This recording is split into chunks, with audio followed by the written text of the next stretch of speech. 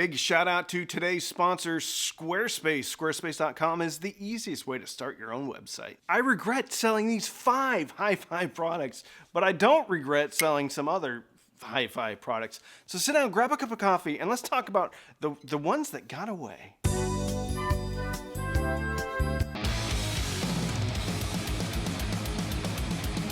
If you've been doing this for as long as I have, which is, well, since I was a kid, you probably have a couple of items that you wish you wouldn't have sold. In hindsight, it's always easy to see, well, I should have held on to this one. Conversely, there are other products that I'm glad are out of the house.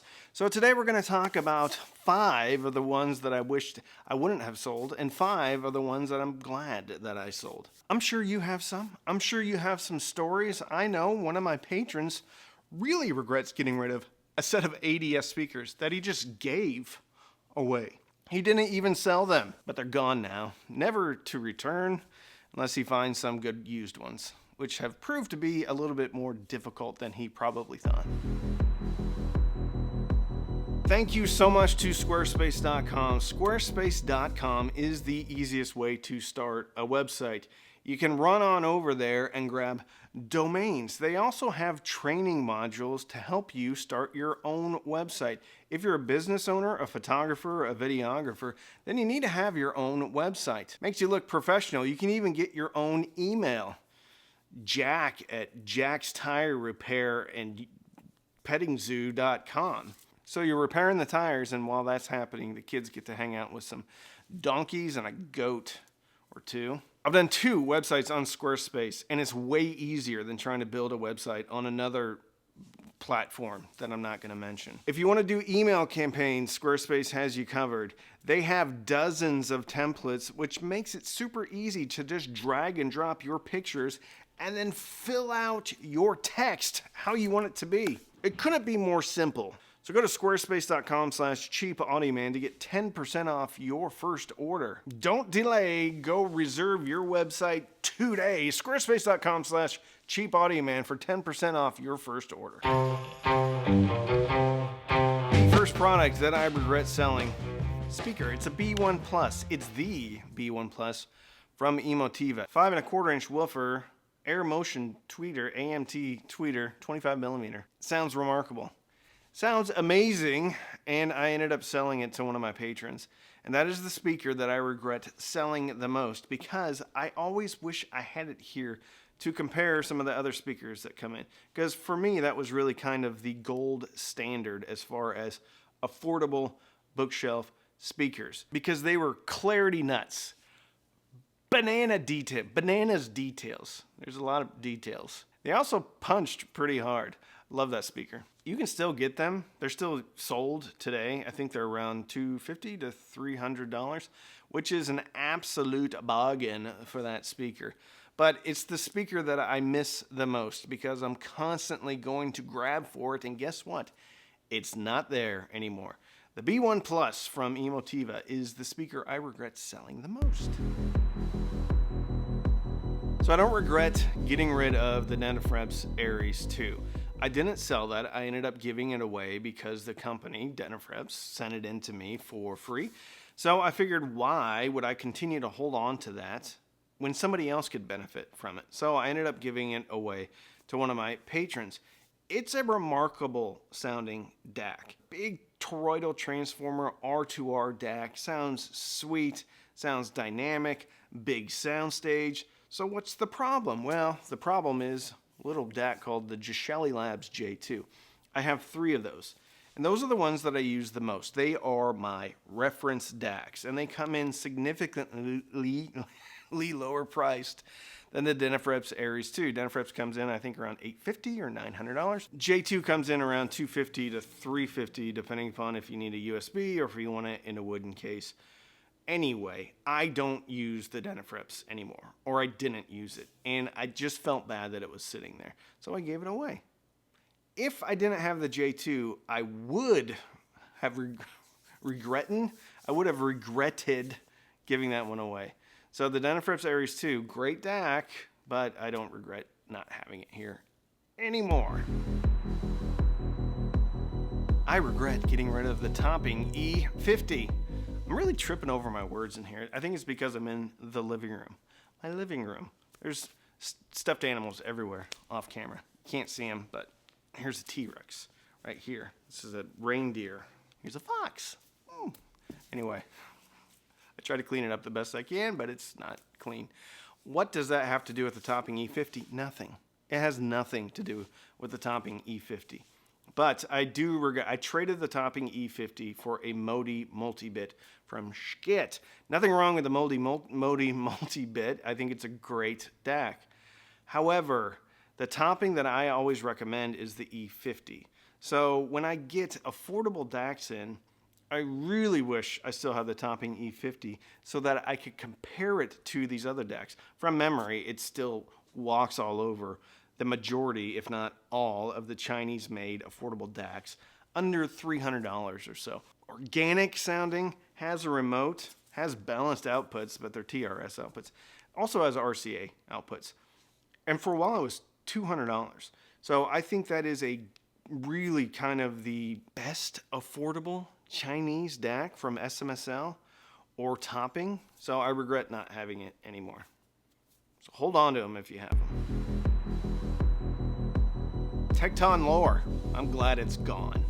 There's nothing really particularly wrong with that speaker outside of it just being huge. There were some issues with the drivers initially, but Tekton made it right. We got the new drivers in there and they sounded just fine. I just didn't love that speaker. It's not because it's bad, just big. It was orange. My patrons chose the color. So it's big, it's orange. It just didn't do much for me. But remarkably, one of my patrons has almost an entire orange listening room. I kid you not. So they were perfect for him, and I give him a heck of a deal. But I don't miss the Tekton Lores at all. They're very efficient. They sound pretty good, but they just weren't for me. So the Tektons are gone, and I don't miss them. I do, however, miss the Schkit, Magni, Modi, and Loki stack. This is the OG of the affordable headphone amplifier and DAC and EQ. The Loki is a 4-band EQ. And this whole stack, I don't like stack, but anyway, it's about the size of 3 grilled cheeses stacked on top of each other. Actually, I don't even think it says wide as a grilled cheese on regular, like Wonder Bread, white Wonder Bread. I don't think it's quite as wide. About the same thickness, depends on how many slices of cheese you shove in there. About the same thickness. Grilled cheese comparison. That's, I think, going to be a good comparison, a good measuring tool for all my desktop electronics. Anyway, it's small. Also comes in 2 different finishes, silver and black. Also made in the great state of Texas, in the great country of the United States. Not saying that things made outside of the United States or Texas aren't good. They're great. Lots of stuff is great. But I was able to visit the factory and I got to see the Loki, the Modi, the Magni being built. And it was great. I miss it though, because it is really the kind of gold standard when it comes to affordable desktop amplification. And it's even a preamp. But I had that and I purchased that in the beginning part of the channel. So in order to make room and have money to buy other stuff, the Magni, Modi, and Loki left the building, and I really regret not having it here. But I think I'm getting another set of the Magni, Modi, and Loki. The only problem with that is that I'm probably giving that stack away to a guy that went down to Corpus Christi to help me. I'm probably losing that one too. Anyway, I regret and I miss it. The Magni, Modi, and Loki. I do not, however, regret not having about a dozen Chinese DACs that, from SMSL, Topping, Gustard, everything else, that are about $300 or less. They all sound exactly the same with the exception of the Topping E50. So I have had many, 20, maybe even 30 affordable DACs in the house, and I've given them all away. I don't miss any of them. And the reason I don't miss any of them is because they change so quickly, and they're pretty much carbon copies of their previous self as far as sonics. They can, sometimes, some of them look a little bit different, but sonically they all sound the same. So everything from the Sanskrit to the E30, the E30 Mark II, pretty much all of them. except for the E50. That's the one standout. But most of those Dacs are gone, and I don't miss them at all. But I do really miss the 7 Hertz Timeless. It's an IEM. It's a planar magnetic IEM. And it is spectacular. The level of clarity, the dynamic nature, the way that IEM pulls you into the music is really unrivaled, I think, at the price. Really unrivaled, I think, period. I think they're around $200, $220 or so, worth every penny. That IEM, though, can be a bit intense. So if you're listening to it for a while, maybe more than, and spirited listening for more than 2 hours, it's probably going to be a bit much for you. That thing is so intense, I had to take a break from it just because it's so, I don't know, engaging. It's almost exhausting how good that IEM is. And the weird thing is, it's not particularly fatiguing in any way. It's just so much music that it, I don't know, makes me a little bit tired. I gotta take a breather from it. But the 7 Hertz Timeless, I gave that to a patron, and boy, oh boy, do I miss that thing. I wish I still had it, but I don't. The last thing that's not here, and I'm glad it's gone, is the Focal Elegia. It's a closed back headphone made by Focal, a French company. Anyway, I didn't think it was good at all. I mean, it was okay. It had decent soundstage, and if you listened to it for a while, there's some nuances that you could peel back, especially for I actually think that headphone did the best for movies and TV. Music, it was meh. And the crazy thing is, that headphone was almost $900 new, and then it went to $500, and you can still buy them new today for $385. That's how good that headphone is as far as retaining value. So it must not have just been me, because if that headphone was so good and the original price was $900, people would be scooping them up at $385. I'll put it to you this way. If the Hi-Fi-Man Edition XS suddenly went down to $250 because a new one came out, I would probably buy 3 of those. Or the Sindara went down to $150, I'd probably buy multiples of those too.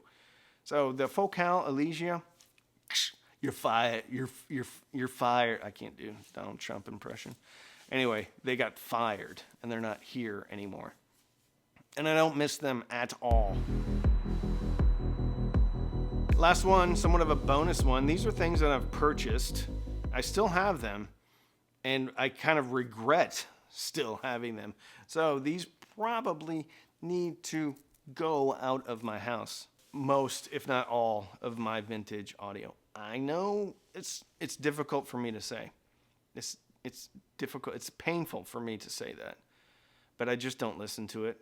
And when I do listen to it, there's always quirks. And I get it. This is 50-year-old electronics. But even some of these that I've had serviced still aren't perfect. I guess I have to kind of accept that vintage audio is just going to be quirky, but for whatever reason, it just turns me off. Like a hum or a hiss or a crackle or whatever.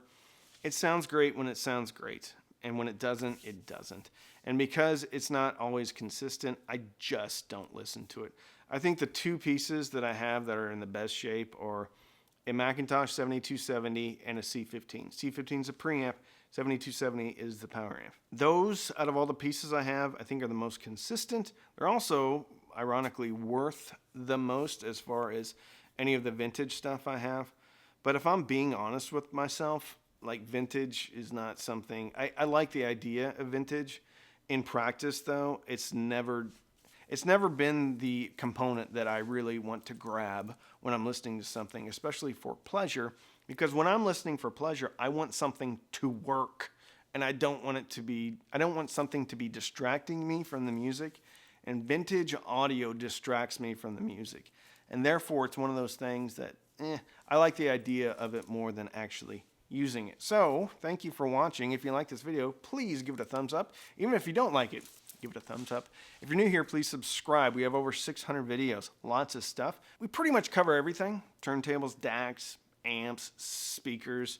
If you want to support the channel, you can also sign up for Patreon. Patreon.com/cheapaudioman. Every Sunday night, we have Patreon-only Zooms, Patreon-only Discord, Patreon-only Facebook group.